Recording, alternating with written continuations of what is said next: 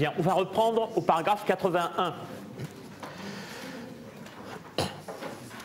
Donc, on a remarqué que Spinoza, en distinguant l'idée fausse, l'idée fictive, l'idée douteuse de l'idée vraie, avait déjà été amené à faire un certain nombre de remarques sur ce qu'on pourrait appeler improprement les facultés avec lesquelles on constitue ces idées autres que l'idée vraie. Et même, dans au moins un cas, sur la façon dont certaines fictions peuvent néanmoins servir la vérité. Alors, il va maintenant reprendre pour elle-même les notions qu'il a introduites jusqu'ici en sorte à la marge de son raisonnement. C'est-à-dire les notions de mémoire, d'imagination, de langage. Donc, on va le voir traiter successivement dans une sorte d'appendice à cette première partie de la méthode. D'abord, la question de la mémoire, paragraphe 81 jusqu'à 83. Ensuite, la question de l'imagination, paragraphe 84 jusqu'à 87. Et enfin, la question du langage, paragraphe 88 jusqu'à 90. Donc, 3 éléments d'un appendice qui tous vont dans le même sens, c'est-à-dire passer de la description de différences, idées vraies, idées non vraies, à l'approche des conditions de production de ces différences. Mais on verra que jamais l'étude de ces conditions de production n'en vient vraiment à une théorie de l'imagination productive. Il le dira d'ailleurs explicitement. Donc on est dans une sorte de discours intermédiaire entre la description purement épistémologique et les conditions de production. Alors remarquez que jusqu'ici, par exemple, Spinoza avait mentionné la mémoire 1 ou 2 fois. D'une part, dans les paragraphes 56, 57, 58, lorsqu'il s'agissait de constructions qui étaient des fictions, mais des fictions qui ne trompaient pas, ou peut-être même d'hypothèses qui n'étaient pas des fictions du tout. Il se demandait comment on faisait pour édifier ces constructions. Et à chaque fois, il disait, je fais cela lorsque, revoco in memoriam, je rappelle dans ma mémoire une erreur que j'ai commise autrefois, etc. Donc, on se rendait compte que dans un certain nombre de processus intellectifs ou imaginatifs, se mettait en jeu cette faculté qu'il ne désignait pas plus, il ne disait même pas memoria, il disait revoco in memoriam. C'est-à-dire que ce n'était pas la faculté elle-même, mais plutôt son acte, qui était mentionné comme si ça allait de soi qu'on sait bien ce que c'est. Alors on peut même remonter un peu plus loin dans le texte.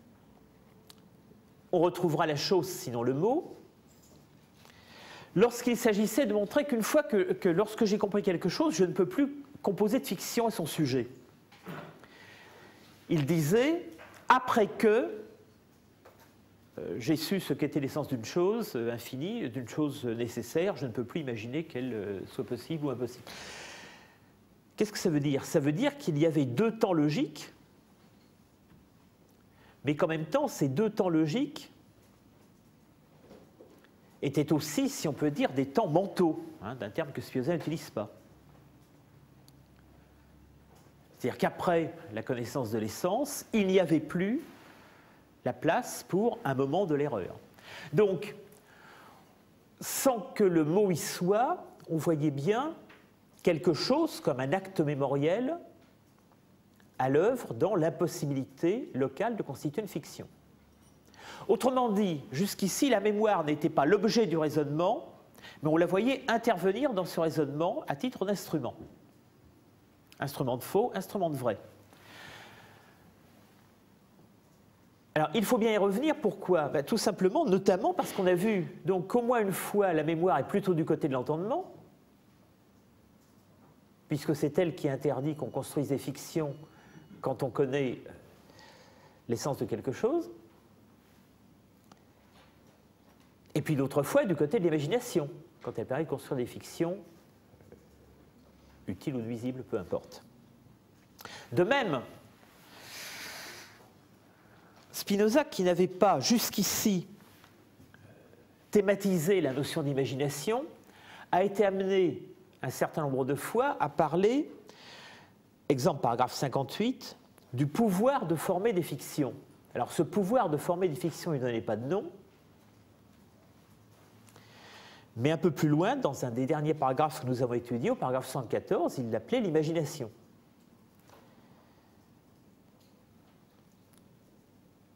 Cela dit, il ne faisait pas grand-chose de plus que la nommer, ou plus exactement, il l'a nommée et il l'a désignée comme l'autre de l'entendement. Ce qui était la source des erreurs philosophiques, c'était qu'on confondait des choses qui venaient de l'imagination et des choses qui venaient de l'entendement. D'où la théorie stoïcienne de l'âme, par exemple. Donc, quand on a fini le paragraphe 80, on peut avoir l'impression qu'on a terminé la première partie de la méthode, mais en réalité, on a terminé cette description épistémologique en s'appuyant sur un certain nombre de notions non thématisées, telles que la mémoire et l'imagination. C'est pourquoi Spinoza éprouve la nécessité de revenir sur ces notions, non plus en les utilisant comme moyen du raisonnement, mais en raisonnant sur elles à leur tour.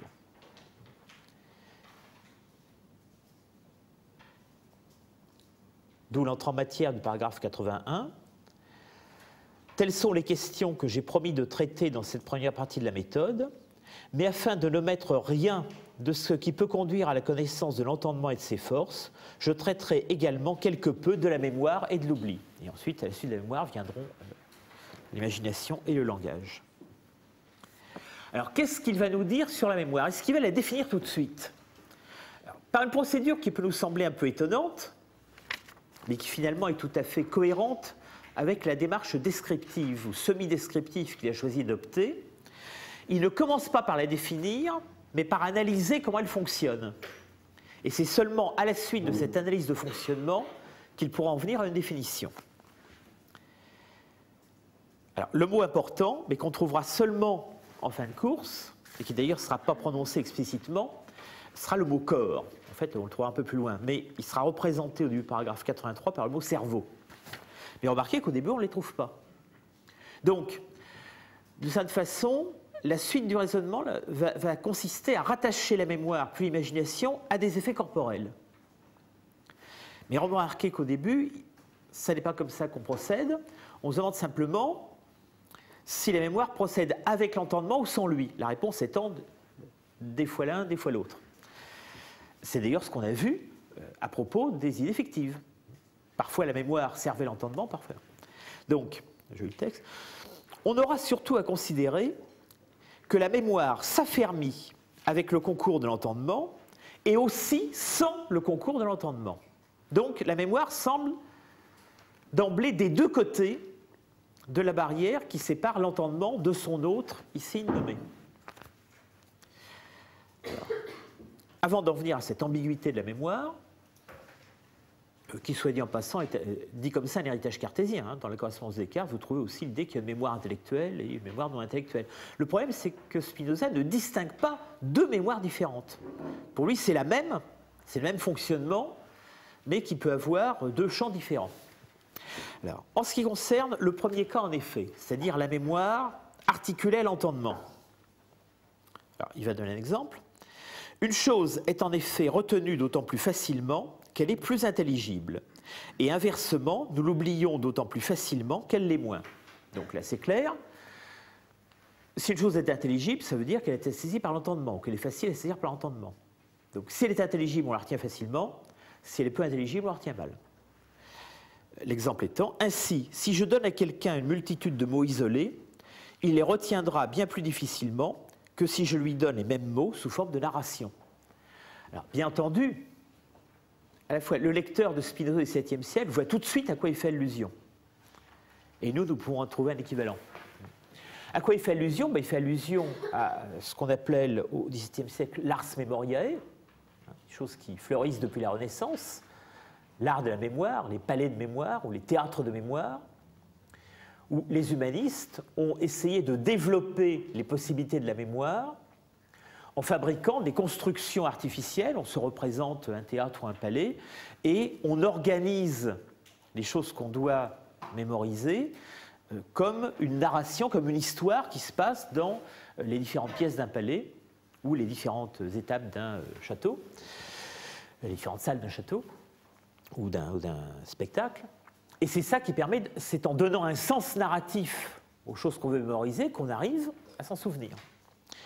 Bon, de nos jours, il y a des tas de procédés mnémotechniques qui sont de cet ordre-là. C'est-à-dire des choses qui, énoncées sans ordre, seraient difficiles à retenir.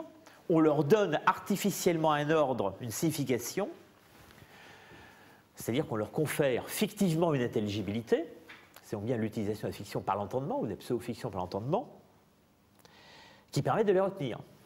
Si vous avez appris, ça se trouve au certain manuel, les particules inséparables en allemand, si vous apprenez B, M, R, Gemisferzer, c'est compliqué. Si vous apprenez la formule Cerbère, gémite en enfer, il y a une narration et vous en souvenez. Bon. Donc, Spinoza n'a pas besoin d'en dire beaucoup plus. À partir du moment où l'exemple est à la portée de tout le monde, il est clair pour tout le monde que donner un schème significatif à une série d'objets, ça permet de les mémoriser. Donc, on a là l'exemple de la mémoire aidée par l'entendement. Alors, si ça s'arrêtait là, à ce moment-là, on déduirait que la mémoire est une des possibilités de l'entendement. Donc, qu'on peut lui faire confiance, qu'elle est du côté de l'intellectus entièrement. Mais justement, il y a le second cas. Début paragraphe 82. La mémoire s'affermit aussi sans le secours de l'entendement, à savoir par la force avec laquelle l'imagination ou le sens, que l'on appelle commun, sont affectés par une chose corporelle singulière. Donc là, il s'agit, et le mot imagination est apparu, d'une chose qui nous affecte. Remarquez, il ne s'agit plus de mots, mais de choses. Spinoza n'explicite pas, pour l'instant, la différence entre chose et mot. Mais s'il dit cette fois, bien entendu, vous pourrez dire, mais il n'y en a pas, puisque dans les deux cas, la chose s'affectera à partir d'un mot, ou on verbalisera la chose. Oui, mais s'il insiste sur le fait qu'il s'agit d'une chose, comment les choses nous affectent? Réponse, par contact avec notre corps. Les choses, tant qu'elles n'entrent pas en contact avec notre corps, tant que nous ne les rencontrons pas, elles nous sont indifférentes. Elles peuvent rencontrer notre corps de façon active si c'est nous qui nous tournons vers le monde extérieur, de façon passive si c'est le monde extérieur qui nous affecte. Mais dans les deux cas, parler de choses plutôt que de mots, ça fait allusion beaucoup plus nettement, pour tout lecteur de Spinoza, disons d'horizon cartésien, au fait qu'on est là dans l'univers de l'étendue, parthès, extraparthès, où les corps s'affrontent les uns aux autres. Alors, comment caractériser ces choses du monde extérieur qui vont affecter notre corps? Alors, elles ont deux caractéristiques. Un, elles sont singulières. Deux, elles sont corporelles. On reprend l'une et l'autre. Je dis singulière, car l'imagination n'est affectée que par des objets singuliers. En effet, si quelqu'un lit, alors je modifie la traduction Coeuré traduit une histoire d'amour, moi je dirais plutôt une intrigue amoureuse, parce que Fabula sera précisé un peu plus bas par Commedia. Visiblement, Spinoza pense à une pièce de théâtre. Donc, si quelqu'un lit l'intrigue d'une comédie, il la retiendra très bien, aussi longtemps qu'il n'en lira pas plusieurs autres du même genre. Donc, vous lisez une pièce de Terence, vous n'en lisez qu'une seule, vous vous souvenez du contenu de ces choses qui vous affectent, parce qu'elle n'est pas mélangée avec d'autres choses proches. Mais s'il y en a plusieurs du même genre, nous les imaginons toutes à la fois et elles se confondent facilement. Donc on se retrouve dans un cas de figure très connu chez Spinoza, à savoir une chose singulière est perçue clairement, plusieurs choses singulières qui se ressemblent sont mélangées par notre esprit dans une fausse généralité, c'est-à-dire que nous construisons une image commune, mais qui ne nous donne pas la règle des ressemblances et différences réelles entre les choses, donc qui est confuse.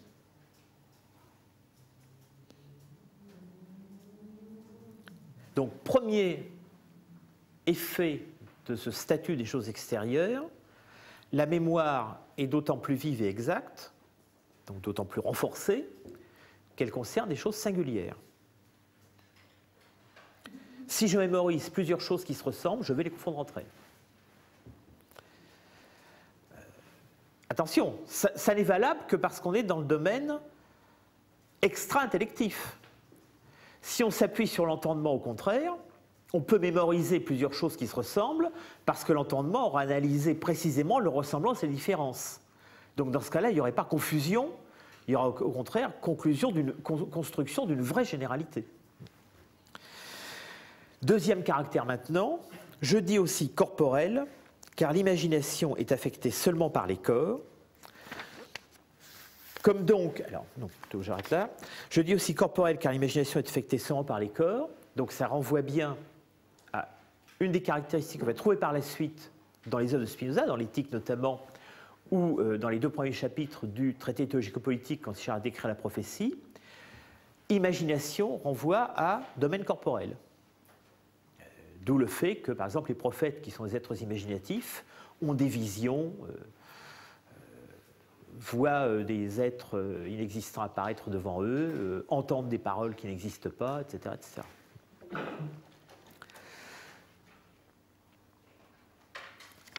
Conclusion de ces 2 exemples, la mémoire s'affermit par l'action de l'entendement et aussi sans cette action. Il s'ensuit qu'elle est quelque chose de différent de l'entendement, et que dans l'entendement envisagé en lui-même, il n'y a ni mémoire ni oubli. Autrement dit, la mémoire peut concerner l'entendement, mais elle ne se confond pas avec lui, elle ne fait pas partie de son domaine. Simplement, elle a cette caractéristique un peu étonnante, que n'étant pas issue de l'entendement, elle peut s'appliquer à l'entendement.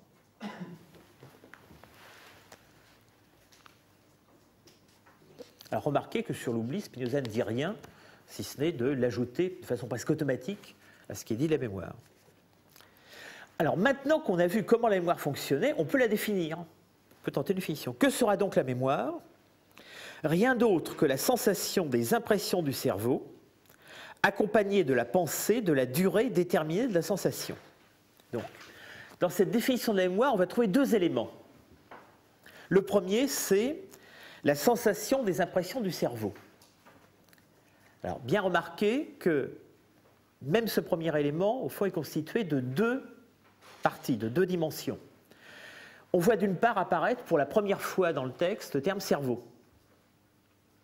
C'est-à-dire que tout d'un coup, Spinoza, qui n'avait pas vraiment parlé de la structure du corps jusqu'ici, fait référence brutalement à un des organes du corps, sans dire pourquoi. Pourquoi est-ce que c'est dans le cerveau qu'est la mémoire? Donc il suppose chez son lecteur une connaissance de l'horizon médical du 7e siècle. Alors, vous savez que c'est l'époque où Sténon a publié un discours sur le cerveau. Donc c'est le moment où les médecins et les philosophes avec eux, C.F. Descartes, s'intéressent particulièrement au rôle du cerveau. Donc ici, le premier élément corporel qui soit nommé en tant que tel, c'est le cerveau. Mais par là même, en disant que la mémoire s'appuie ou a un rapport avec ce qui se passe dans le cerveau, on ancre une deuxième fois la mémoire du côté du corps. C'est-à-dire que jusqu'ici, dans le paragraphe précédent, on avait ancré la mémoire dans le corporel par son objet. La mémoire était affectée par les corps extérieurs. Mais maintenant, on indique qu'elle est affectée par les corps extérieurs par l'intermédiaire de notre corps à nous. Alors, on pourrait remarquer que si on était dans l'univers de l'éthique, ça ne poserait aucun problème, puisque dans l'univers de l'éthique, il est clair que notre corps et les autres corps sont étendus et qu'il n'y a pas de confusion entre ce qui se passe dans l'étendue et ce qui se passe dans d'autres attributs. Mais ici, dans la réforme de l'entendement, où on n'a pas énoncé les règles de ce qu'on appelle à tort le parallélisme, enfin les règles de la distinction des attributs, le mot attribut d'ailleurs jamais arrivé dans le texte, il faut bien l'introduire à un moment donné du texte. Donc ici, on l'introduit sur cette question locale, qui est la question de l'impression des choses extérieures dans notre corps à nous. Autrement dit, Spinoza, sans prendre la peine de la construire, la physique et la physiologie qu'on trouvera dans Éthique 2, qui sont d'ailleurs très elliptiques, se contente de mentionner qu'il se passe des événements extérieurs de notre corps, et ces événements extérieurs laissent une trace, une impression, dans une partie de notre corps qui est le cerveau. Et c'est tout, il n'a besoin de rien d'autre. Mais il faut bien voir que par rapport à tout ce qui a été dit jusqu'ici dans le texte de la réforme de l'entendement, c'est un basculement qui n'est quand même pas mineur. Il est énorme. C'est la première fois qu'on fait allusion à ce substrat doublement corporel de la mémoire et, on verra plus loin, de l'imagination. Ça, c'est la première dimension. Il se passe quelque chose dans l'étendue. Il se passe quelque chose du côté des corps, entre notre corps et le corps extérieur. Le corps extérieur rencontre notre corps et laisse une impression. Deuxième élément qui montre que la mémoire n'est pas quelque chose de corporel au sens strict. Que la mémoire n'est pas seulement une inscription dans le corps. Et c'est important parce que si elle était seulement une inscription dans le corps, elle ne viendrait pas gêner le fonctionnement de l'entendement. Après tout, il se passe des choses dans notre corps que nous ignorons. Nous ne faisons pas attention, sauf en cas de maladie, à ce qui se passe dans notre foie, dans nos poumons, dans notre cœur. Et donc, ça ne vient pas perturber notre entendement. Mais là, il y a un élément de plus, c'est-à-dire que ces impressions physiques, ces traces corporelles, elles sont objets d'une sensatio. Donc, dans l'esprit, dans la mens, il y a une sensation qui est le corrélat de la modification corporelle de notre cerveau. Donc voilà la définition de la mémoire, ou plutôt la première partie de la définition. Elle met en jeu une corrélation, la sensation, entre quelque chose qui se passe dans la mens et quelque chose qui se passe du côté des relations intercorporelles. Alors, ça semble une définition très générale. Et effectivement, Spinoza va la restreindre en disant que ce n'est pas n'importe quelle sensation. Alors, ça peut être intéressant de se demander, et s'il ne la restreignait pas, qu'est-ce qui se passerait? On verrait. Simul cum cogitatione ad determinatam durationem sensationis. C'est-à-dire accompagné de la pensée tournée vers la durée déterminée de cette sensation. Donc la mémoire, ce n'est pas simplement le corollaire de quelque chose qui se passe dans le corps, c'est un rapport, on pourrait dire explicite, un rapport objet d'attention à la durée de cette sensation. Donc la mémoire, c'est à la fois du corporel et du temporel.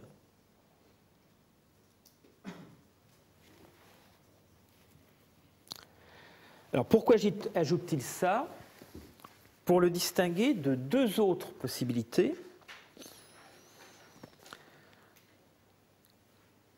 Alors, la première possibilité est indiquée juste ensuite, mais elle est précisée dans la note. On pourrait faire attention à la durée de la sensation, mais sans la déterminer. Donc, on pourrait définir une faculté qui serait la sensatio impressionum cerebri, la sensation des impressions du cerveau, accompagnée de la pensée, de la durée, mais sans que celle-ci soit déterminée. Et c'est ainsi que Spinoza définit la réminiscence.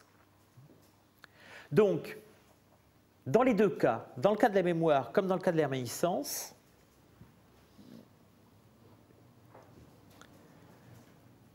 j'affecte une sensation corporelle, une sensation d'origine corporelle, d'un indice duratif, un indice temporel, mais dans l'un des cas, il est déterminé, dans l'autre, il ne l'est pas. Donc, un exemple de mémoire, je me dis, j'ai lu il y a tant de jours une comédie de Terence, un exemple de réminiscence, il me revient des éléments de comédie de Terence, mais je n'arrive pas, je sais que c'est dans le passé, mais je n'arrive pas à fixer quand. Durée déterminée, durée indéterminée. Le point commun des deux étant qu'il y a une sensation de durée. Autrement dit que cette sensation est indexée chronologiquement. Simplement, dans le deuxième cas, c'est une chronologie imparfaite. Pourquoi j'insiste sur le fait qu'il y a durée dans les deux cas? Réponse, parce que si on supprime totalement l'attention à la durée, eh bien, on aura probablement une définition de l'imagination. Alors, je reviendrai un peu plus loin par l'imagination.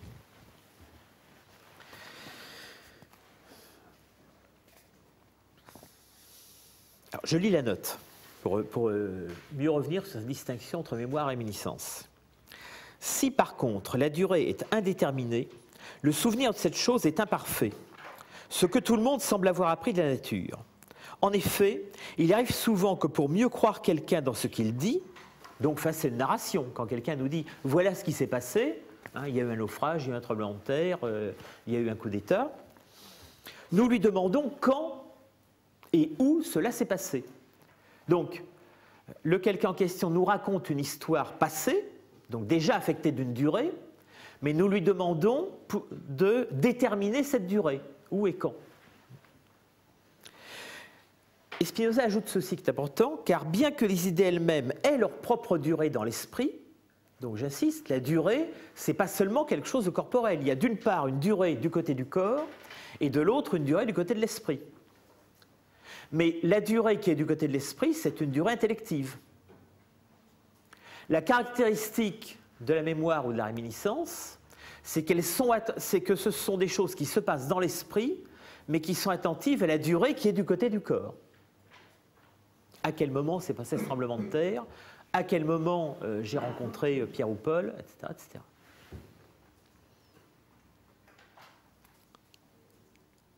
Donc, car bien que les idées elles-mêmes aient leur propre durée dans l'esprit, néanmoins, comme nous sommes habitués à déterminer la durée au moyen de quelques mesures de mouvement, ce qui se fait encore au moyen de l'imagination, nous n'avons jamais encore observé un souvenir qui soit purement spirituel.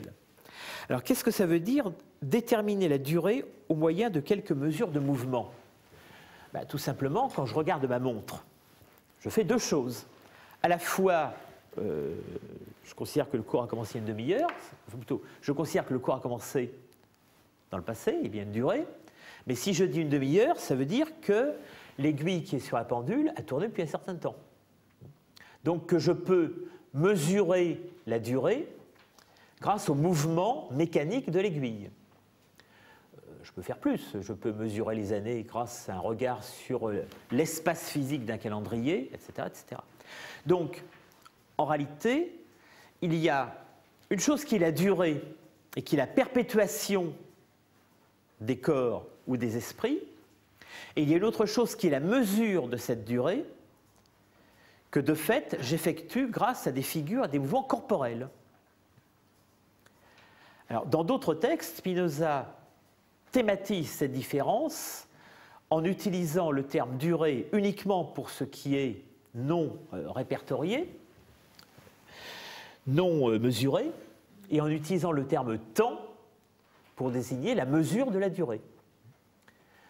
Donc pour Spinoza, exemple par exemple dans la lettre 12 sur l'éternité, le temps et la durée, adressée à Ludwig Meyer, la distinction entre la durée et le temps, c'est que la durée, c'est quelque chose qui est mesurable, mais non pas encore mesuré, et le temps, c'est justement l'opération par laquelle nous mesurons la durée en termes corporels et mécaniques, c'est-à-dire avec des figures et des mouvements, autrement dit avec ce qui est emprunté à l'étendue. Et c'est pourquoi, bien qu'il y ait une durée de l'esprit, nous n'arrivons pas à l'exprimer autrement qu'en la mesurant avec la durée du corps, parce que nous n'avons pas d'instrument de mesure pour la durée intellective. Donc on retrouve ce chevauchement qui a l'air caractéristique de la mémoire entre ce qui est du côté de la mens et ce qui est du côté du corporel. Donc, je résume, dans le cas de la mémoire comme dans le cas de la réminiscence, il y a renvoi à la durée. Dans les deux cas, il y a même renvoi au temps. Simplement, dans le cas de la mémoire, ce temps est mesuré exactement. Dans le cas de la réminiscence, il est à la fois, si j'ose dire, appelé et insatisfaisant. J'aurais besoin de déterminer le temps et j'y arrive pas. Alors pourquoi Spinoza prend-il la peine d'ajouter ici brièvement une théorie de la réminiscence? Alors on peut penser que ça lui sert à mieux définir par contraste la durée. Donc dans ce cas-là, il faut comprendre le quod etiam ostendit reminiscentia. Donc ce qui mot à mot voudrait dire ce que montre encore la réminiscence. Il faut comprendre le encore comme voulant dire par contraste, par opposition. Mais il est possible aussi que Spinoza indique ici un jalon.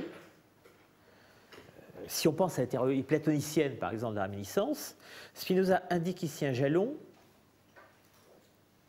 qui vise la théorie de l'éternité, de la mortalité, de l'immortalité, dont il n'est pas question de façon prolongée dans ce traité, mais après tout, dès le début du traité, il a été question de chercher un bien dont on pourrait jouir dans l'éternité. Donc, en indiquant que l'éternité, ça n'est pas la même chose que la perpétuité ignorée, hein, ce qui a l'air d'être le cas au moins dans les interprétations rapides du platonisme, Spinoza pose ici les premières pierres pour distinguer entre l'éternité et l'immortalité, pour distinguer entre ce qui est éternel par nécessité interne et ce qui est perpétuel par prolongation indéfinie de la durée, et donc du temps qu'il a mesure. Donc, je lis maintenant le haut de page, et plus la note. Ce que montre aussi, donc ce que montre par contraste la réminiscence, en effet, dans la réminiscence, l'âme pense à cette sensation, mais non pas sous la forme d'une durée continue. Ainsi, l'idée de cette sensation n'est pas la durée même de la sensation, c'est-à-dire n'est pas la mémoire elle-même. Et il ajoute, alors c'est ça qui me fait penser que peut-être c'est l'esquisse de critique antiplatonicienne, quant à savoir si les idées elles-mêmes sont sujettes à quelques corruptions, nous le verrons dans la philosophie. Donc ce n'est pas le lieu d'en parler ici, mais on indique que dans le livre qui deviendra l'éthique, on parlera de cette possibilité de la corruption des âmes. Donc la parenthèse se ferme. Et si à quelqu'un cela paraissait trop absurde, il suffirait à notre dessein qu'il pense que la chose est retenue d'autant plus facilement qu'elle est plus singulière, c'est ce qui a été dit plus haut, ainsi qu'il appert de l'exemple de la comédie rapportée tout à l'heure.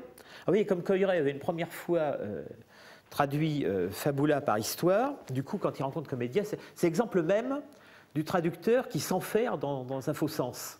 C'est-à-dire, dans un premier temps, le faux sens est possible, dans un deuxième temps, il ne l'est plus, puisque ici Spinoza dit explicitement Comédia, mais comme Coyret n'a pas traduit comédie au début, ou a immédiatement pensé que c'était autre chose que comédie, il force le faux sens la deuxième fois. Donc, on traduit mot à mot, ainsi qu'il sort de l'exemple de la comédie rapportée tout à l'heure. Ensuite, que plus la chose est intelligible, plus facilement aussi elle est retenue, ça c'était le premier cas, d'où il suit que nous ne pourrons pas ne pas retenir la chose la plus singulière et la plus intelligible. L'important dans cette conclusion, qui semble simplement résumer ce qui a été dit plus haut, c'est le terme sufficiet. Il suffirait, sufficiet ad nostrum propositum, il suffirait à notre dessein. On retrouve ici une figure de style, plutôt une figure de pensée qui marque le traité de la réforme de l'entendement depuis le début, à savoir, on est en train de raisonner en fonction d'un certain projet, d'un certain programme, propositum, projet, programme, institution, dessin, comme vous voudrez.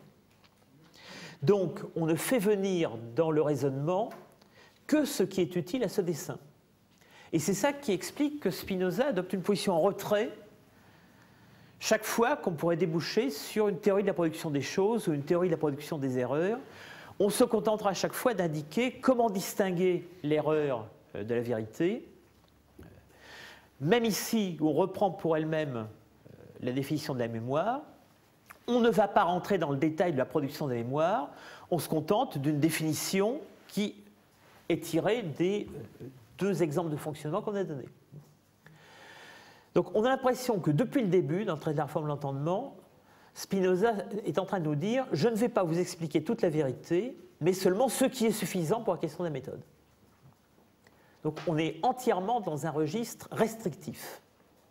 Alors parfois c'est de la pure description, parfois c'est un mélange d'analyse de la production, d'analyse génétique et de description, mais on ne va jamais plus loin d'analyse génétique qu'il n'est nécessaire pour la construction de la méthode. On va le voir un peu plus loin de nouveau sur sa imagination. Donc, deuxième temps maintenant de cet amadis, paragraphe 84 et suivant. Alors, il ne s'agit plus de la mémoire, il s'agit de l'imagination.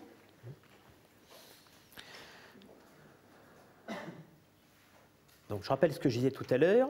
On avait déjà vu mentionner le pouvoir des fictions et même, dans les paragraphes les plus récents, l'imagination nommément. Alors maintenant, elle va être étudiée pour elle-même. On avait remarqué qu'en ce qui concerne la mémoire était reliée à des objets corporels et à un organe corporel qui est le cerveau. Mais Spinoza ne parlait pas de notre corps en tant que tel. Il mentionnait que cet organe particulier était le cerveau. Là, on va voir que dans le cas de la mémoire, on va renvoyer à notre corps directement. Alors, dans le cas de l'imagination, pardon, on va renvoyer à notre corps directement.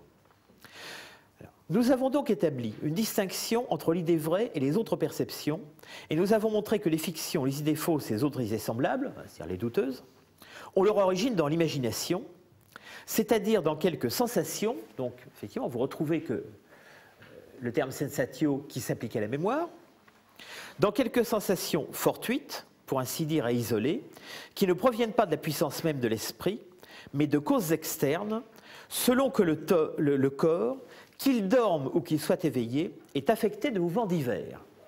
Alors, reprenons cette phrase qui est un peu compliquée. D'abord, qu'est-ce qui arrive au corps? Qu'il dorme ou qu'il soit éveillé. Sive somniando, sive vigilando. Ça nous rappelle ce qu'on avait trouvé dans la note du paragraphe 64, qui était vigilando somniare.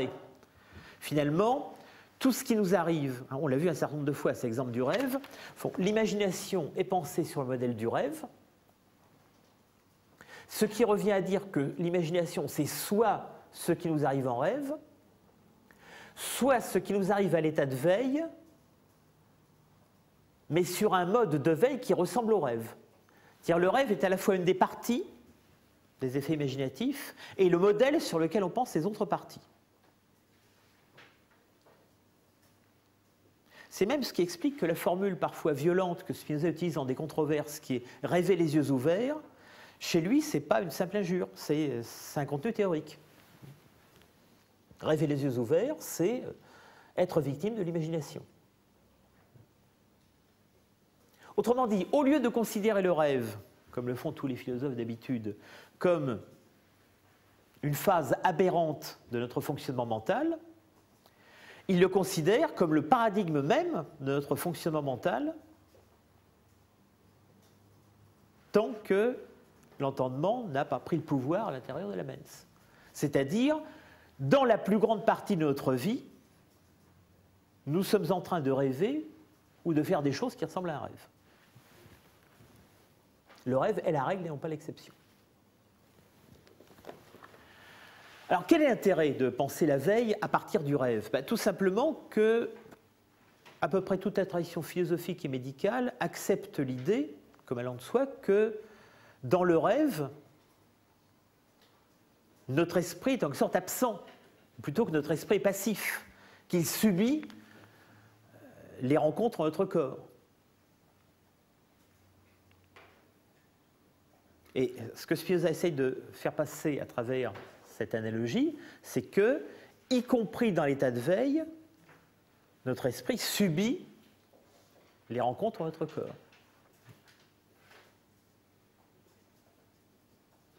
Donc, inverser les rapports veille-rêve, faire du rêve la règle générale et non plus l'exception, ça revient aussi à inverser les rapports de l'esprit et du corps. Ça veut dire qu'en règle générale, ce qui se passe dans notre esprit est le corrélat de ce qui se passe dans notre corps.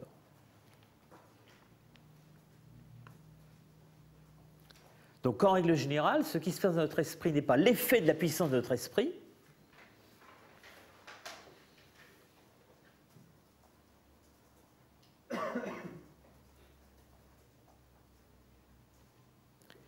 mais il est l'effet des mouvements corporels, donc des rencontres du corps avec d'autres corps. Donc, en général, quand j'imagine le soleil, ça n'est pas un effet de puissance de mon esprit, c'est l'effet de la rencontre des rayons solaires avec la structure particulière de mon système optique. Donc, cette fois, on n'est plus en train de penser le corps simplement sous l'exemple du cerveau, mais il est nommé dans sa totalité. Ça permet à Spinoza de mettre entre parenthèses telle ou telle théorie psychophysiologique particulière. Ça veut dire au fond que pour construire cette théorie de l'imagination, il n'a pas besoin de savoir comment se construisent concrètement les images à l'intérieur de notre corps.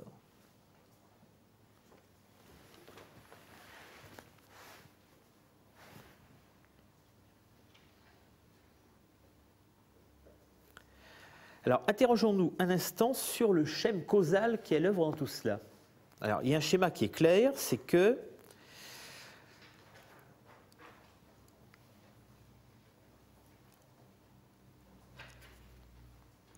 les impressions qui se forment dans notre corps, elles sont causées par des objets externes. Donc là, c'est une causalité à l'intérieur de ce que Spinoza n'appelle pas ici l'étendue, mais qui est l'étendue. Il nommera le terme un peu plus loin. Mais on pourrait dire, mais est-ce qu'un lecteur qui a lu l'éthique ne risque pas d'être étonné ici? Est-ce qu'on n'a pas l'impression qu'il est en train de dire qu'il y a des idées, enfin les idées fausses, douteuses, etc., qui sont produites par ce qui se passe dans le corps? Si les idées sont produites par ce qui se passe dans le corps, à ce moment-là, il y a une causalité du corps sur l'esprit. Donc, quelque chose qui sera impossible du point de vue de l'univers de l'éthique, où il n'y a pas de causalité de l'esprit sur le corps, mais pas non plus du corps sur l'esprit. Alors d'abord, on pourrait faire remarquer que ce type d'expression qui semble admettre une causalité, on la retrouve aussi dans l'éthique. Pensez au premier scoli de Éthique 2 et d'Éthique 3, là où il parle du somnambule, du bavardage, de l'ivrognerie, etc., etc., où, à première lecture, on peut aussi avoir l'impression que Spinoza, face à des adversaires qui parlent toujours de pouvoir d'esprit sur le corps, renverse l'argumentation et insiste sur le pouvoir du corps sur l'esprit. Alors, à chaque fois, si on reconstruit le détail du raisonnement, y compris dans les parties absentes du texte, on se rend compte que ce n'est pas ça qu'il veut dire. Mais qu'il y a une rhétorique de la controverse qui fait qu'il a l'air simplement d'inverser l'argument au lieu de dire, comme c'est sa thèse centrale, ce qui se passe dans l'esprit est cause de ce qui se passe dans l'esprit, ce qui se passe dans le corps est cause de ce qui se passe dans le corps, et il n'y a pas d'intercausalité. Si on regarde de près, qu'est-ce qu'il dit ici? En fait, il faut se souvenir que le terme imagination, pas seulement chez Spinoza, mais chez les cartésiens en général, a deux sens, qui sont proches l'un de l'autre, évidemment. L'imagination, c'est à la fois une faculté, donc qui est du côté de l'esprit, c'est le pouvoir de constituer des idées imaginaires. Et c'est aussi une transformation du corps. Quand Spinoza dit une imagination, quand les cartésiens français disent en français une imagination, ils veulent dire une modification corporelle. Donc l'imagination, le terme imagination désigne à la fois une modification corporelle du cerveau ou autre, donc un vestige, une trace dans notre corps de la rencontre avec le corps extérieur, et la sensation dans l'esprit qui correspond à cette modification corporelle. Donc il y a à la fois un phénomène de causalité d'un corps sur un autre corps et un phénomène de corrélation, c'est ça sensatio, entre ce qui se passe dans l'esprit et ce qui se passe dans le corps. Et le mot imagination, en fait, désigne les deux à la fois.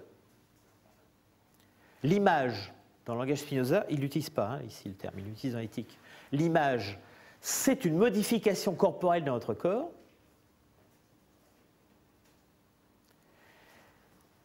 L'idée de l'image, c'est quelque chose qui se passe dans notre esprit, mais qui est en corrélation avec l'image corporelle. Et le phénomène imaginatif, c'est ces deux choses à la fois. Donc, le soleil, être corporel, affecte mon œil, être corporel, et en même temps, il y a dans mon esprit une sensatio qui correspond à cette modification. Et cette sensatio est une idée fausse, puisqu'elle me représente le Soleil à 200 pas et non pas à 150 millions de kilomètres. Donc, à la fois, ici, Spinoza ne dit rien qui contredise ce qu'on trouve dans l'éthique, et en même temps, il le dit d'une façon qui est assez elliptique, mais ce genre d'ellipse se retrouve aussi dans l'éthique. Bon, maintenant, si on se demande quelle serait la définition de l'imagination, qu'il ne nous donne pas ici, mais on se constate qu'elle est donnée plus haut à propos de la mémoire. Effectivement, c'est bien la sensatio impressionum, alors non pas cerebri, mais corporis. Donc, il suffit de prendre la définition de la mémoire en retirant l'idée de durée, et on obtient la définition d'imagination. Alors, pourquoi il ne donne pas cette définition d'imagination? Tout simplement parce qu'il ne veut pas entrer dans une théorie trop précise, trop spécifiée, trop singulière. Et on retrouve ici ce côté restrictif qu'on a mentionné tout à l'heure, il le dit explicitement, au demeurant que l'on entend ici par imagination ce qu'on voudra, pourvu que ce soit quelque chose de différent de l'entendement. Donc on retrouve toujours, j'en dirai pas plus, je ne dis que ce qui est utile à notre propositum, c'est ça le pourvu. Donc si vous me concédez que l'imagination c'est l'autre de l'entendement, ça me suffit. Et après ça, vous pouvez construire une théorie de l'imagination, qu'il soit celle de Descartes, ou celle de Hobbes, ou celle de Gassendi, peu importe. L'important, c'est qu'elle soit distincte de l'entendement.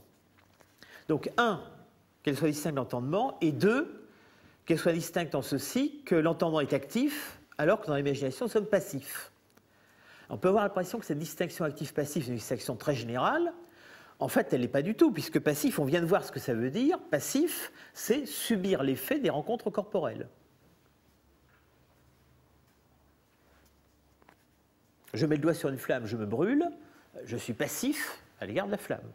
Donc l'idée que cela suscite en moi de la nature de la flamme est une idée passive, puisque je ne connais pas plus la composition chimique du feu, mais j'en retire par exemple l'idée que ça fait mal, c'est-à-dire une idée qui n'est pas l'idée de la flamme elle-même, mais l'idée du rapport entre mon corps et la flamme. Donc peu importe en effet comment on l'entend, pourvu que nous sachions que l'imagination est quelque chose de vague, que l'âme y est passive, et que nous sachions en même temps comment nous en affranchissons à l'aide de l'entendement. Alors, le verbe libéramour, nous en affranchissons, introduit une idée supplémentaire. D'abord que les rapports entre entendement et imagination ne sont pas des rapports symétriques. Certes, il y a une différence entre eux, mais de l'un des côtés se trouve la libertas, puisqu'on dit se libérer. C'est la première fois que le terme se libérer apparaît dans le texte de la réforme de l'entendement. Je le souligne parce que rappelez-vous comment s'intitulera le dernier livre de l'éthique, de la liberté de l'homme. Et la liberté de l'homme, ce sera justement grâce à l'entendement, à la raison. Donc, la description des différences entre entendement et imagination, elle peut se passer d'une théorie concrète et précise de l'imagination, mais par ailleurs, elle fait signe vers une théorie de la libération. Donc la réforme de l'entendement, c'est en même temps une libération de l'entendement et de l'homme tout entier. Donc, ainsi que personne ne s'étonne si je ne prouve pas encore ici qu'il y a des corps, ni des autres choses qui sont nécessaires de démontrer, et que néanmoins je parle de l'imagination du corps de sa constitution. En effet, ainsi que je l'ai dit, peu importe comment je conçois l'imagination, pourvu que je sache quelque chose de vague, etc. Autrement dit, contrairement à ce que pour objecter un cartésien, on n'a pas besoin d'une théorie du corps ou d'une théorie de l'union de l'âme et du corps pour savoir le minimum dont nous avons besoin ici, à savoir la distinction entre entendement et imagination. Alors, quelles conséquences va-t-on tirer? C'est ce que vont développer les paragraphes 85 à 87.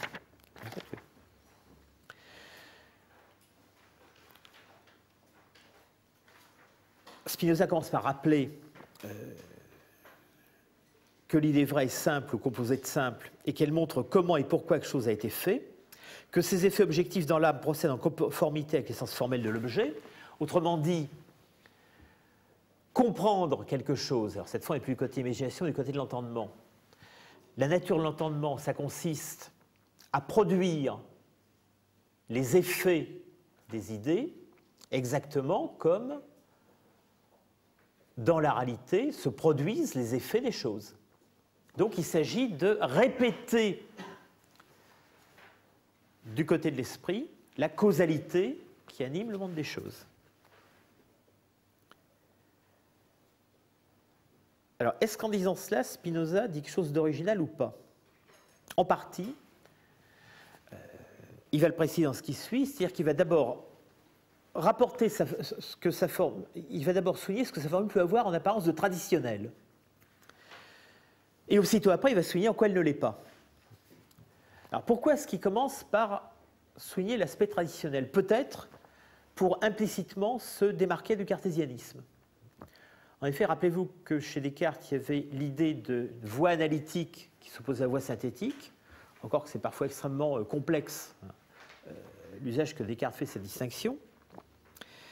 Et c'est pas sûr que Spinoza, quand il l'utilise, la reprenne au même sens que Descartes, mais peu importe. Je cite, « Ce qui est la même chose que ce qu'ont dit les anciens, à savoir que la science vraie procède de la cause aux effets. » Ça, c'est une citation d'Aristote que reprennent tous les scolastiques, qui est devenu une espèce de bien commun qu'on trouve dans tous les lexiques philosophiques du VIe siècle. Connaître vraiment, c'est connaître par les causes. Connaître scientifiquement, c'est connaître par les causes. Or, effectivement, Spinoza a l'air de dire ça. Et en même temps, souligner cela de sa part, c'est rappeler que pour lui, la connaissance synthétique, par les causes, l'emporte sur la connaissance analytique. Mais en même temps, il doit, même si ça sert à le démarquer du cartésianisme, tracer une frontière avec l'interprétation usuelle de cette formule. Parce que, usuellement, connaître par les causes, ça désigne, au fond, un choix de l'esprit qui va rechercher des causes, en quelque sorte librement. Or, on a vu précédemment que ce que Spinoza visait à constituer, c'est au fond un mécanisme producteur qui fait que l'entendement reproduit de façon presque automatique, le terme d'automate va arriver plus loin, la connexion causale dans les choses elles-mêmes. D'où la deuxième distinction, à cela près que jamais, autant que je sache, ils, les anciens, n'ont conçu, comme nous l'avons fait ici, l'âme agissant selon des lois déterminées et comme une espèce d'automate spirituel. Vous voyez qu'on retrouve ici le terme d'automate qui est opposé aux sceptiques. Simplement, les sceptiques, c'était des automates qui manquaient de mens, et ici, au contraire, il s'agit de constituer un automate qui est la mens elle-même. Autrement dit, qu'est-ce qui distingue Spinoza des anciens? C'est que pour lui, connaître par les causes, c'est faire fonctionner les lois de l'esprit. Connaître les lois de la nature, c'est faire fonctionner les lois parallèles qui sont les lois de l'esprit. C'est donc étendre le principe de la causalité à la pensée elle-même.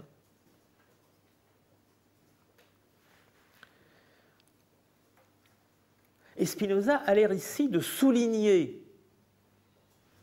dans cette fin de première partie de la méthode, ce qui est peut-être son originalité la plus forte, c'est-à-dire tirer le plus radicalement possible les conséquences du fait que la science de son temps se développe à partir de l'idée de causalité, que tout a une cause. Tout a une cause, même les phénomènes de l'esprit. Donc connaître, c'est connaître par les causes, mais le fait de connaître lui-même, c'est connaître par les causes en un autre sens, c'est-à-dire connaître grâce au système de lois et de causes qui est notre esprit.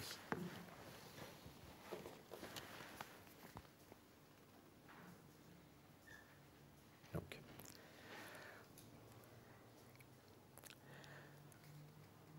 Par là, autant que faire se peut, par là, autant qu'on pouvait le faire au début, nous avons acquis une connaissance de notre entendement et une telle norme de l'idée vraie que nous ne craignons plus de confondre les idées vraies avec les fausses ou les fictions. Alors, vous remarquez que quand il dit que nous avons acquis une connaissance de l'entendement, qu'est-ce que nous avons appris? Est-ce que nous avons appris comment l'entendement est produit en nous? Pas du tout. La connaissance que nous avons acquise de l'entendement, c'est une connaissance fonctionnelle. On est toujours dans le cadre épistémologique. On n'est pas du tout dans le registre qui sera celui du début de l'éthique 2. On n'est pas du côté de l'étude de la nature et de l'origine de l'âme, comme s'intitulera éthique 2.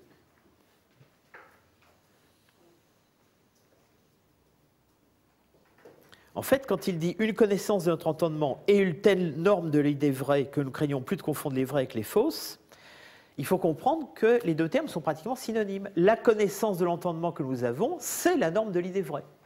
C'est ça la connaissance fonctionnelle, c'est une connaissance normative.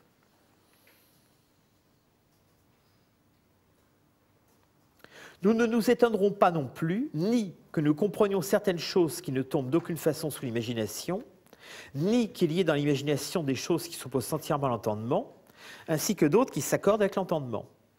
En effet, nous savons que les opérations par lesquelles se produisent les imaginations s'effectuent selon d'autres lois, je ne sais pas pourquoi Coderé a dit des lois propres, hein, c'est d'autres lois, entièrement différentes des lois de l'entendement, et nous savons que l'âme, dans l'imagination, se comporte de façon passive.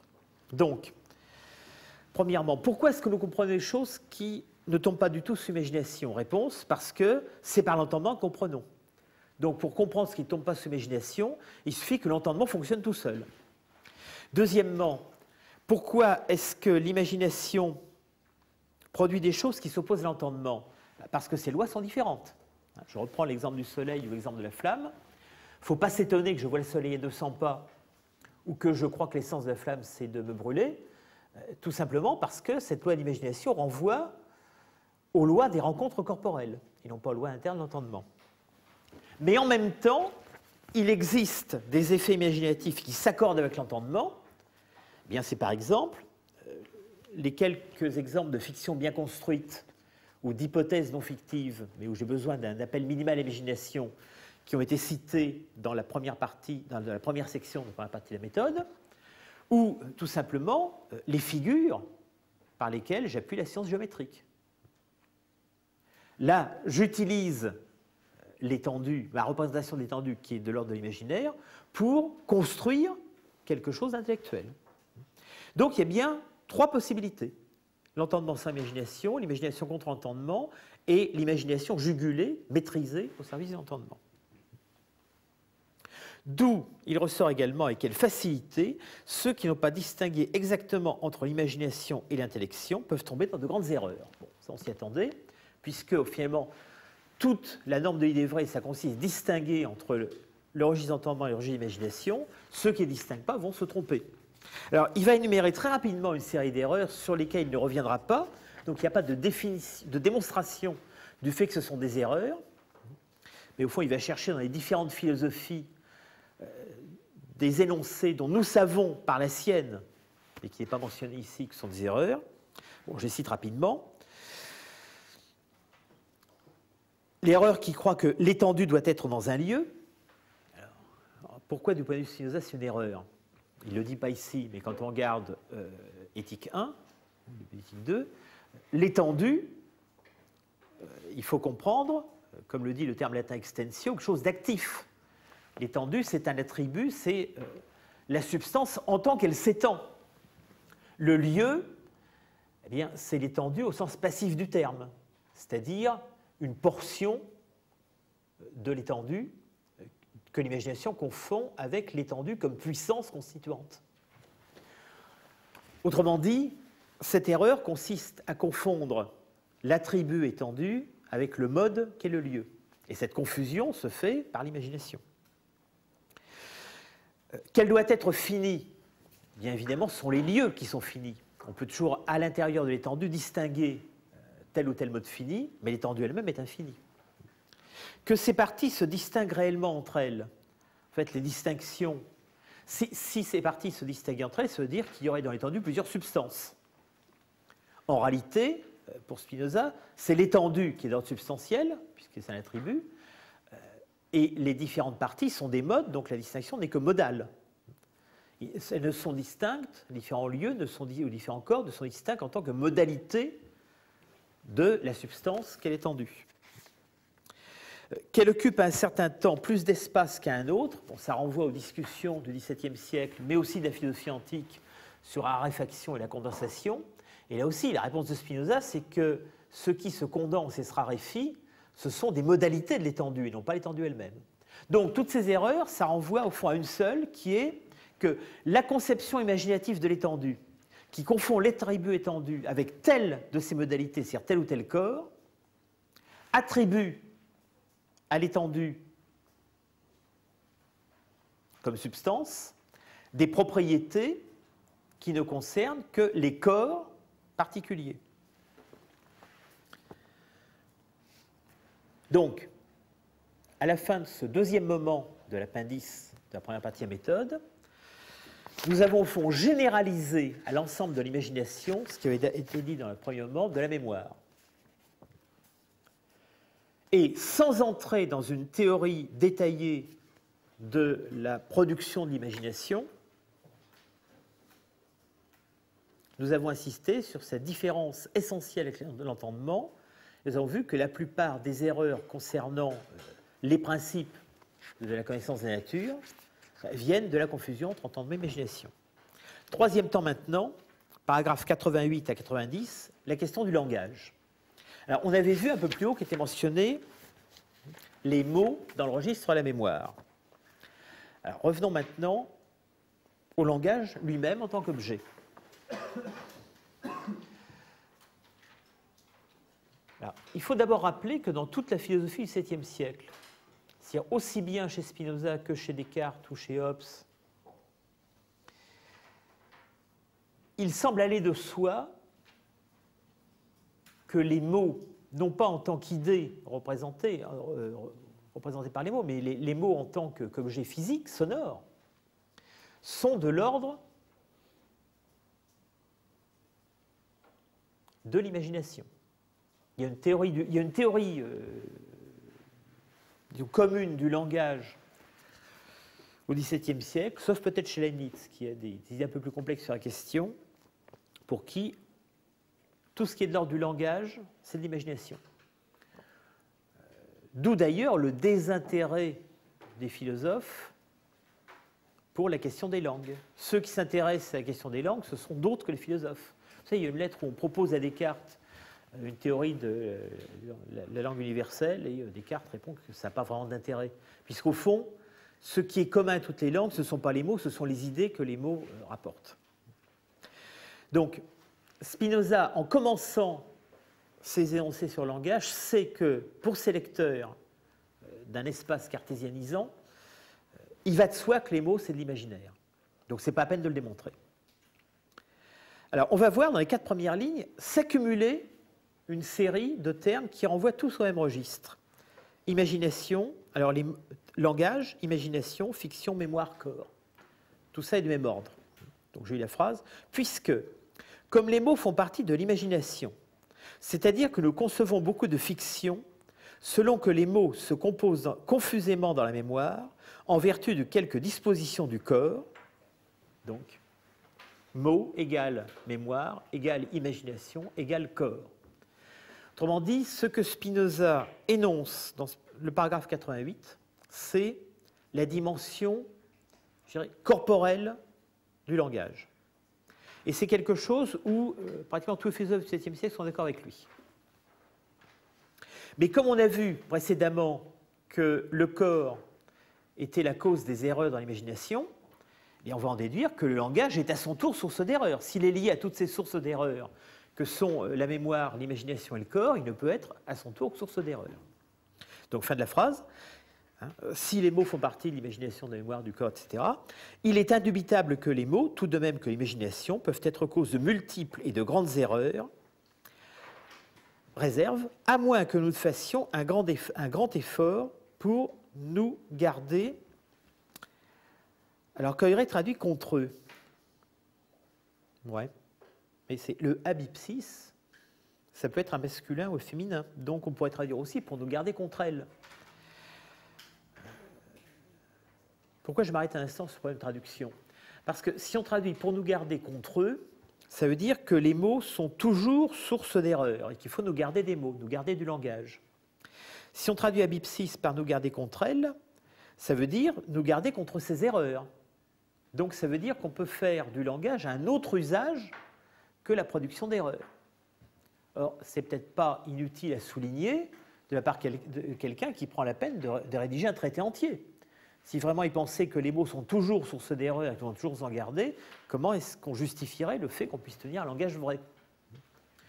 C'est ici un problème un peu analogue à celui qu'on trouve dans la deuxième partie d'Éthique 5, où Spinoza met en garde contre le langage qu'il va utiliser, mais en même temps essaye de construire un langage qui correspond au troisième genre de connaissance, à l'éternité, etc., etc. Donc à la fois, c'est difficile, mais ça doit être possible à faire. Donc il me semble que c'est plutôt contre les erreurs que contre les mots qu'il faut se garder. Donc, je dirais, paragraphe 88, au fond, ça va de soi. Ce n'est pas très étonnant, ni en fonction de ce qu'on a dit plus haut, c'est-à-dire l'imagination, le corps et mémoire engendrent l'erreur, donc puisque le langage devrait lier, il engendre aussi, ni pour un lecteur du XVIIe siècle habitué par le cartésianisme diffus, je dirais, à considérer le langage comme source d'erreur. Bon. Avec simplement cette restriction, je pense qu'il faut considérer, à moins que nous fassions un grand effort pour nous garder contre eux, et on pourrait dire que l'effort pour se garder des erreurs liées au langage, c'est l'effort pour construire un langage rigoureux. Et on verra par exemple Spinoza dans la partie de l'éthique concernant les passions, s'interroger sur les noms qu'on donne aux passions et se demander comment faire pour donner des noms rigoureux qui ne sont pas les noms communs des passions. Donc visiblement, il y a pour lui un enjeu dans la juste nomination des affects, par exemple, mais probablement des choses en général. Donc ce n'est pas un rejet du langage en général, c'est un rejet de mauvais usage du langage, étant entendu, bien entendu, que ce mauvais usage est le plus courant et qu'il est premier. Il est premier comme l'imagination est première et comme le paradigme du rêve est premier. Paragraphe 89 maintenant. On va voir nommer une deuxième composante du langage, après la composante corporelle. Adde quod constituta ad libitum et captum vulgi. Ajoute qu'ils sont constitués selon le gré et selon la compréhension du vulgaire. Donc on retrouve ce captum vulgi qu'on avait vu mentionner, d'ailleurs de façon pas toujours négative, dans les premières pages du traité à la réforme de l'entendement. On pourrait dire qu'on voit apparaître ici la seconde composante du langage aux yeux de Spinoza, sa composante que j'appellerais sinon politique, du moins interhumaine. Alors ça nous permet de nous souvenir que dès le début du traité à la réforme de l'entendement, Spinoza était très attentif à ce que tous les rapports interhumains ont comme effet sur l'âme, aussi bien positif que négatif. Quand on parlait de la question des honores, des honneurs, on devait se souvenir que celui qui recherche les honneurs doit se comporter à l'imitation d'autrui, s'il veut capter sa bienveillance.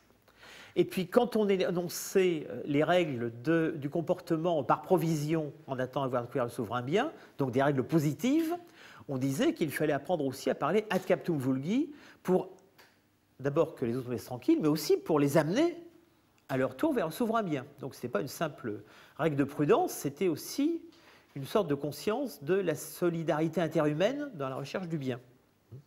Et même dans la définition du souverain bien, il était dit qu'il s'agissait non seulement d'en jouir, mais aussi d'en jouir avec le plus grand nombre d'hommes.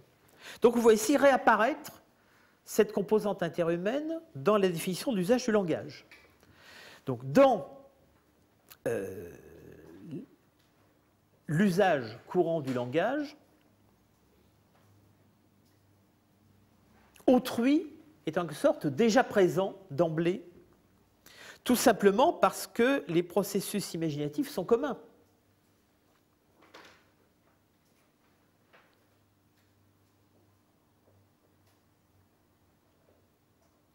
Donc, les mots sont constitués non pas en signes des choses, c'est la première fois je crois qu'on rencontre le terme signe, au moins en sens descriptif, On l'avait rencontré autrement dans la description de genre-perception. Non pas en signe des choses telles qu'elles sont dans l'entendement, mais en signe des choses telles qu'elles sont dans l'imagination. Donc je traduis à partir de ce qu'on a vu précédemment. Il y a apparemment deux sortes de signes des choses. Il y a les signats qui sont issus de la production spontanée de l'entendement, et qui donc sont de vrais corrélats de la réalité. Et il y a les signats qui sont extraits de la logique de l'imagination, qui donc renvoient aussi à la réalité, mais non pas à la réalité en son essence, mais à la réalité telle qu'elle est formée par les rencontres entre mon corps et les autres corps.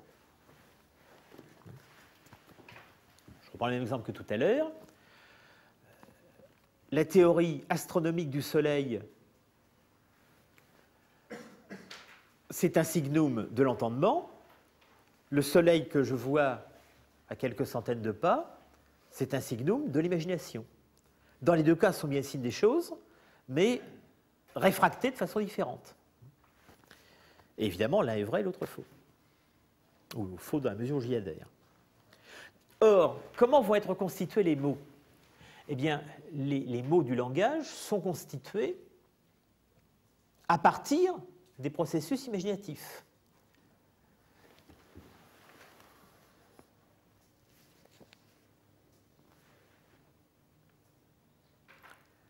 Donc, ils sont des signes des rencontres corporelles.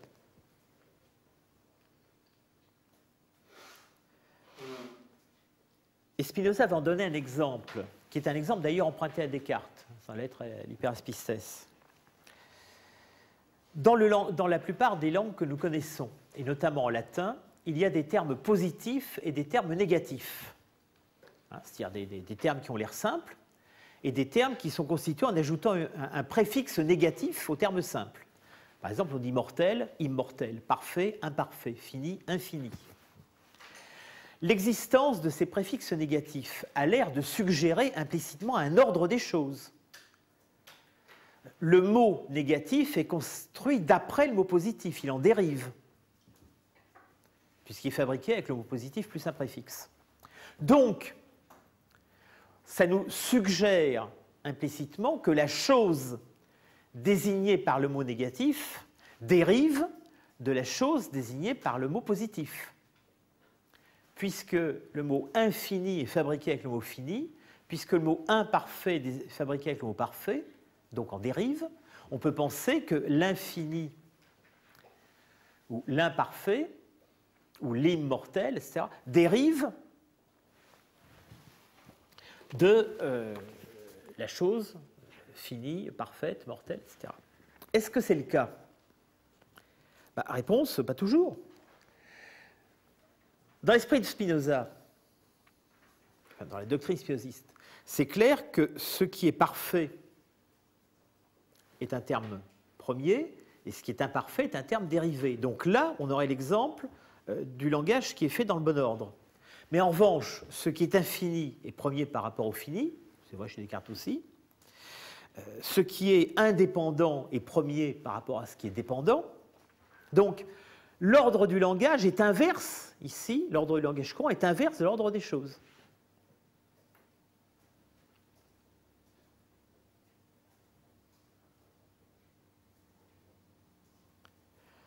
Alors pourquoi, au fait, en est-il ainsi? Pourquoi est-ce que le langage inverse l'ordre des choses? Réponse, sans doute parce que nous imaginons beaucoup plus facilement les contraires, donc c'est bien non seulement l'imagination, mais un concept supplémentaire, la facilité à imaginer.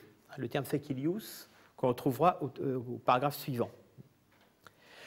Donc, bien que Spinoza ne construise pas, il nous l'a dit, une théorie spécifique de l'imagination, apparemment, quelque chose qui est important pour lui dans le fonctionnement de l'imagination, c'est quelque chose qui sont faciles à imaginer et des choses qui sont difficiles à imaginer. Bon, ça aussi, quelque chose qu'on trouvait chez Descartes. Rappelez-vous l'histoire de Kiliogone. Donc, on ne sait pas comment concrètement fonctionne l'imagination, mais on sait qu'elle a un fonctionnement différentiel suivant les objets et qu'on peut indexer ces différents fonctionnements par le terme de plus ou moins grande facilité. Et il est clair que la facilité à imaginer ne renvoie pas du tout à une primauté ontologique, dans l'ordre des choses. La facilité à imaginer, au fond, ça renvoie à l'immédiateté de nos rencontres corporelles. Donc, comme je rencontre dans l'ordre des corps des êtres finis, eh bien, c'est à eux que je donnerai un nom en premier. Comme je rencontre des êtres mortels, c'est à eux que je donnerai un nom en premier. Et donc, quand ensuite j'en viendrai à construire, par l'entendement ou par l'imagination, la négation de ces êtres, je fabriquerai le terme d'infini ou le terme d'immortel par difficulté croissante à imaginer. C'est plus difficile pour moi d'imaginer l'infini que le fini, d'imaginer l'immortel que le mortel. Donc, là, on voit l'idée de facilité qui nous donne, au fond, qui indique le minimum qu'il faut savoir du processus imaginatif.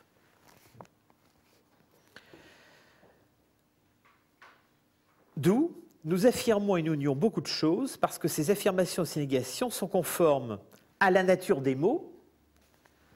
Et complétons d'après ce que nous savons maintenant, à la nature des mots, c'est-à-dire à la nature de l'imaginaire, c'est-à-dire à la nature des rencontres corporelles, et non pas à la nature des choses. Si bien que si nous ignorons... Alors, Coyret traduit parce que nous l'ignorions, c'est un peu ambigu. Il vaut mieux traduire en développant un peu. Si nous ignorions cette propriété du langage, nous prendrions facilement pour vrai quelque chose de faux. Et vous voyez le terme facilement qui revient. Donc, en un sens, ce n'est pas gênant que le langage fonctionne comme ça si nous le savons. Mais si nous ne connaissons pas le fonctionnement du langage, qui renvoie au fonctionnement de l'imaginaire, à ce moment-là, nous reproduirons cette facilité qui est source d'erreur. C'est ça qui m'autorise à dire qu'un peu plus haut, ce dont il fallait se méfier, ce n'était pas des mots eux-mêmes, c'était d'un certain usage erroné des mots. À partir du moment où nous savons comment fonctionne l'imagination et comment fonctionne le langage, eh bien nous pouvons éviter les erreurs qui sont liées à ce fonctionnement. Donc, du coup, Spinoza ne se sentira pas obligé de créer un nouveau mot pour dire infini ou immortel. Il pourra utiliser les mots qui existent, mais il les utilisera en ayant précisé quelle est leur fonction. De même, on pourrait montrer que dans la dernière partie de l'éthique, pour désigner les réalités atteintes par le troisième genre de connaissance, pour désigner ce qui est de l'ordre de l'éternité, il met en place un langage spécifique qui est un langage à proportion. Le eo, quo, avec des comparatifs. Donc, à la fois, il y a des pièges qui sont tendus par le langage qui renvoient à la structure imaginative du langage, mais une fois qu'on connaît ce fonctionnement, on peut essayer de construire un langage de l'entendement qui permet d'éviter ces pièges. Paragraphe 90, qui continue le même raisonnement, où on retrouve, quatrième ligne, la même idée de la plus grande facilité à imaginer. Nous évitons en outre une autre grande source de confusion qui fait que l'entendement ne réfléchit pas sur lui-même. En effet, lorsque nous ne distinguons pas l'imagination et l'intellection, nous croyons que ce que nous imaginons plus facilement est plus clair pour nous, et que ce que nous imaginons, nous croyons le comprendre. Ensuite, de quoi nous mettons en avant ce qui doit venir après. Ainsi, l'ordre vrai de la progression se trouve perverti et rien n'est déduit de façon légitime. Donc nous retrouvons maintenant le problème de l'ordre dû, mais nous savons désormais ce qui s'oppose à l'ordre dû, c'est-à-dire ce qui nous empêche de le rejoindre immédiatement. Donc nous savons pourquoi l'ordre spontané, ce n'est pas l'ordre dû. Rappelez-vous que jusqu'ici, l'ordre spontané, il était constaté. Maintenant, on commence à savoir pourquoi il y a un ordre spontané différent de l'ordre dû. C'est que cet ordre spontané est lié au langage, qui est lié aux lois positives de l'imaginaire, qui sont des lois positives parce qu'elles ne sont pas simplement le contraire de l'entendement, elles ont leur mode de fonctionnement propre. Et tant que nous n'avons pas réfléchi sur l'entendement, eh bien nous croyons spontanément que la facilité imaginative implique la clarté intellective. Or, c'est faux. Donc, il y a en quelque sorte une fausse épistémologie de l'ordre spontané qui nous fait déduire la clarté de la facilité et qui nous empêche de rejoindre l'ordre dû. À partir du moment où nous avons distingué l'entendement et l'imagination, nous rejetons cette épistémologie de la spontanéité Et nous pouvons donc construire une déduction légitime. Donc là, maintenant, on a vraiment terminé la première partie de la méthode. On va pouvoir passer à la deuxième partie, c'est concerne la définition et la démonstration. Alors, avant, bon, nous y consacrons à la séance suivante, mais avant de venir là, je voudrais revenir une seconde sur le rôle de la mémoire dans le traité d'influence de l'entendement. On peut se rendre compte qu'en fait, la mémoire, elle a eu 3 rôles successifs, bien que ce ne soit jamais thématisé en tant que tel. En effet, on avait remarqué dans le prologue que le narrateur qui expliquait comment il était venu à chercher le souverain bien commençait par faire le point sur ce qu'il avait vu dans la vie jusque-là. Il y avait donc au fond une sorte de mémoire narrative, une durée quasi biographique qui permettait à la Mense de se retourner vers son propre passé. Ensuite, quand on en était arrivé à chercher quel était le meilleur mode de perception, on ne les avait pas déduits en fonction d'une théorie de la production des modes de connaissances, on s'était retourné une nouvelle fois vers la façon dont on percevait jusque-là. Et on avait dit, ben, jusqu'ici, je constate que j'utilisais 4 modes de perception. Donc une nouvelle fois, une sorte de mémoire narrative qui permet de faire le point sur les acquis spontanés, dans lesquels il y a beaucoup de faux et un peu de vrai, mais assez pour qu'on puisse trouver un minimum d'orientation dans la pensée. Il faut utiliser une formule ultérieure. Donc, avant même la première partie de la méthode, dans tout ce qui concernait le très très long prologue de la Réforme, on voyait à l'œuvre une mémoire narrative qui, au fond, servait de support, de substrat à la méthode descriptive utilisée par Spinoza. À partir du moment où on est passé à la première partie de la méthode, c'est-à-dire la recherche de la norme de l'idée vraie et sa distinction avec les idées fictives, fausses et douteuses, on a vu que la mémoire fonctionnait de 2 façons. Une mémoire du côté de l'entendement, une mémoire de l'entendement. Une mémoire qui permettait, qui à la fois était aidée par l'entendement et permettait à l'entendement de construire des hypothèses, et une mémoire qui servait la fiction et l'imagination. Donc finalement, on aura vu 3 statuts successifs de la mémoire: narratif, positif, négatif.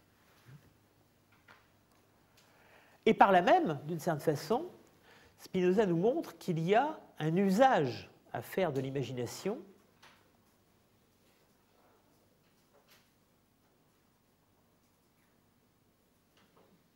en la contrôlant soit par l'entendement,